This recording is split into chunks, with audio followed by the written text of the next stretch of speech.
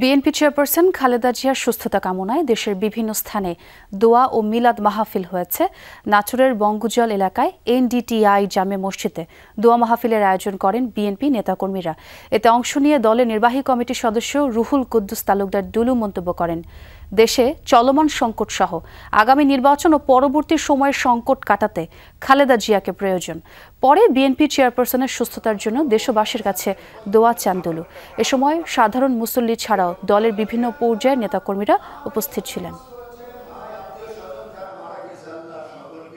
বাংলাদেশের যে সংকট বিরাজমান, আগামী নির্বাচন এবং পরবর্তীকালে যে সংকট আগামী দিনে আসছে, এই সংকটময় মুহূর্তে বেগম খালেদা জিয়াকে এদেশের মানুষের জন্য অত্যন্ত প্রয়োজন। এদিকে খালেদা জিয়ার সুস্থতা কামনায় দোয়া ও মিলাদ মাহফিল হয়েছে মাদারীপুরেও।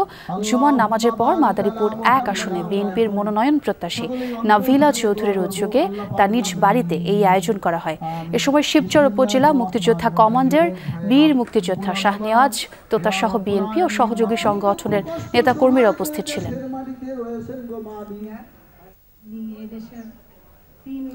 টাঙ্গাইলের বেবি স্ট্যান্ড কবরস্থান মসজিদে জুমার নামাজ শেষে খালেদা জিয়ার রোগ মুক্তি কামনায় দোয়ার আয়োজন করে দলের নেতাকর্মীরা। এ সময় জেলা বিএনপি নেতৃবৃন্দ সহ স্থানীয়রা উপস্থিত ছিলেন। দোয়া শেষে সাংবাদিকদের প্রশ্নের জবাবে বিএনপির কেন্দ্রীয় কমিটির প্রচার সম্পাদক সুলতান সালাউদ্দিন টুকু দেশ ও জনগণের কল্যাণে খালেদা জিয়ার অবদান তুলে ধরেন।